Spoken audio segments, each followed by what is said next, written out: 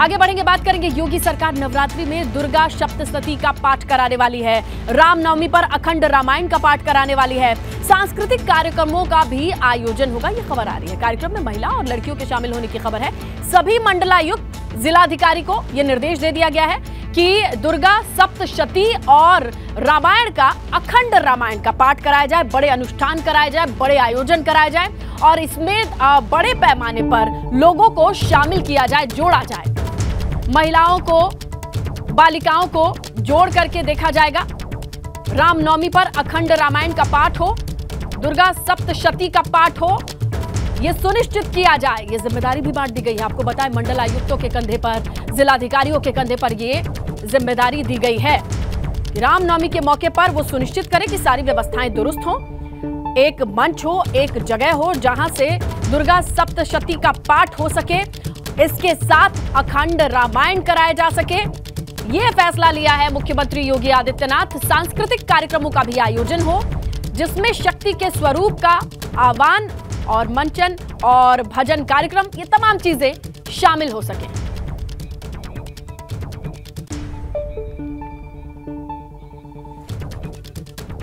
तो चलिए, इस खबर का असर कैसे होगा, कैसे तैयारी की जा रही है या फिर इसे एग्जीक्यूट कैसे करना है, इसके लिए हम आपको लिए चलते हैं हमारे दो सहयोगियों के पास। लखनऊ से हमारे सहयोगी विवेक हैं, तो नवीन है हमारे साथ वाराणसी से। विवेक का रुख करते हैं। लखनऊ से ही ये आदेश जारी हुआ है। विवेक, किस तरीके से इसे एग्जीक्यूट किया जाएगा, कितने बड़े पैमाने पर यह आयोजन होगा, जरा डिटेल्स दें।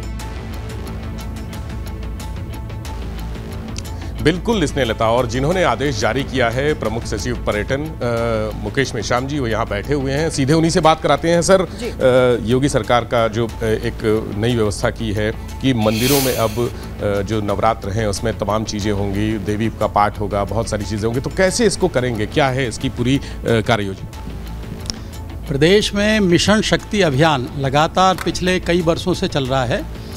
मिशन शक्ति के अंतर्गत हम ये मानते हैं कि जो महिला शक्ति है, जिसे हमने सांस्कृतिक तौर पर आराध्य के रूप में बहुत प्राचीनतम समय से ही सम्मानित किया है, आदर किया है, उसके प्रमाण आपको मोहनजोदड़ो हड़प्पा में मिलते हैं, मातृ देवी की पूजा के तौर पर। वैसे भी प्रत्येक गांव में जितने हिस्टोरियंस हैं, चाहे आर.एस. शर्मा हो, चाहे डी.डी. कौशाम्बी हो, उन्होंने यह लिखा है कि प्रत्येक गांव में एक ग्राम्य देवता और एक ग्राम्य देवी हमारे सांस्कृतिक तत्व के रूप में हमेशा रहे हैं, जिसे लोगों ने पूजा। मातृशक्ति को, प्रकृति को, धरती को, नदियों को इसलिए हमने पूजा क्योंकि उनके प्रति हमारा सम्मान रहा हमेशा से।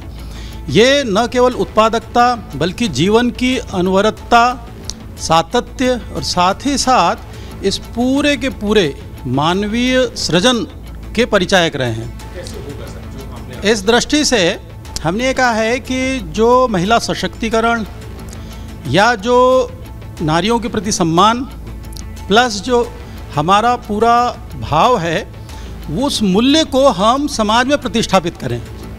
और इसके लिए ज़रूरी है कि दो चीज़ें, एक तो रामायण है, वाल्मीकि कृत रामायण, जिसमें मानवीय मूल्यों को बहुत अच्छी तरीके से परिभाषित किया गया है विभिन्न उदाहरणों के माध्यम से, इसका प्रस्तुतिकरण हो।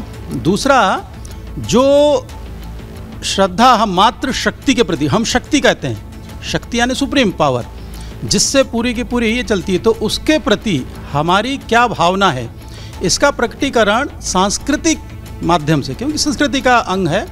तो जो हमारे कलाकार हैं, लोक कलाकार, एक तो उनको आजीविका का साधन मिल जाएगा, और दूसरा प्रत्येक चाहे भजन हो, लोकगीत हो, उसमें आल्हा गायन भी माँ भवानी से चालू होता है, या और बहुत सारी चीज़ें हैं जिसमें हम लोग मातृसत्ता को एक प्रकार से अपने आराध्य का शीर्षक बनाते हैं। तो इस दृष्टि से इसका सांस्कृतिक संरक्षण कैसे होगा, देवी मंदिरों का, शक्तिपीठों का, किस तरह से? ये है जहाँ पे बहुत ज़्यादा संख्या में लोग जाते हैं, क्योंकि हम अलग से अगर कोई ऐसा आयोजन करेंगे तो हमें फिर बहुत ज़्यादा है ना व्यय साध्य हो जाता है। संस्कृति विभाग के जितनी अपने संसाधन है उसके अंतर्गत यहाँ 9 दिनों में लोग आना ही है, आवाजाही लगी रहनी है, भीड़ आनी ही आनी है। तो उस भीड़ के लिए ये एक अच्छा हमारा भी प्लेटफॉर्म हमने मंच जिक्र किया जा रहा है, वो भीड़ जहां जुटने वाली है वो जगह मंदिर होगी, धार्मिक अनुष्ठान वहीं से तय होगा। इसीलिए अब हम सीधा रुक करते हैं काशी का, वाराणसी का। हमारे सहयोगी नवीन पांडे बने हुए हैं, उन्हीं से जानेंगे। नवीन, ये बताइए, जिस तरीके से ये फैसला आया है, इस फैसले को लेकर के लोगों का क्या सोचना है, खासकर काशी वासी क्या सोचेंगे जब इस बड़े अनुष्ठान का आयोजन होगा?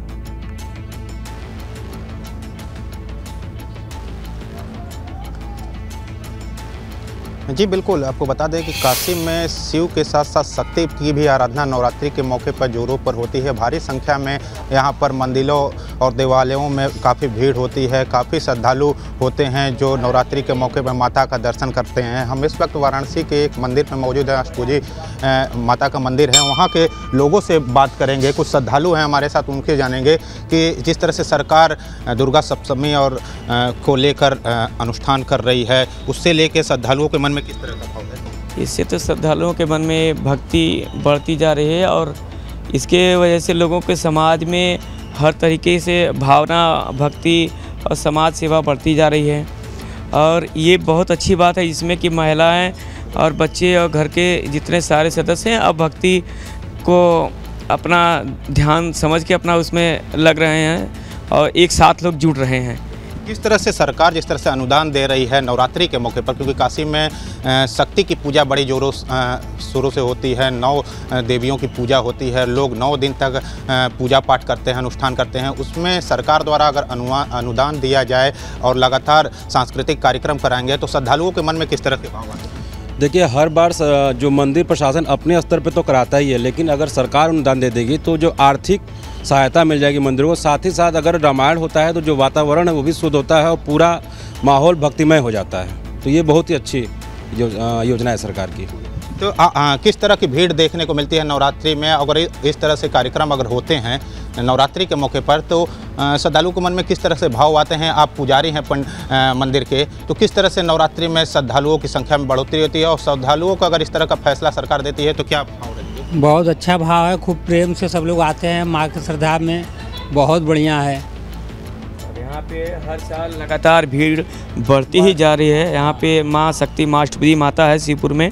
यहाँ पे बहुत बहुत दूर दूर से लोग आते हैं। यहाँ पे नवमी के दिन तो यहाँ लाखों, कई लाख भीड़ हो जाती है, जहाँ प्रशासन भी इसका सहयोग करता है। यहाँ पे अपने पुलिस प्रशासन का केंद्र और किस तरीके से इस मौके पर तमाम जनमानस के बीच एक बड़ा संदेश जाएगा कि सरकार जनमानस यानी जिसे कहते हैं भावनाओं का ध्यान रखने के लिए ये बड़ा आयोजन कराया जाएगा। ये तस्वीरें देखना दिलचस्प होगा।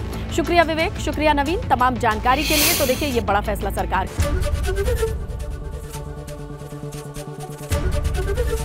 ABP गंगा, खबर आपकी, जुबान आपकी।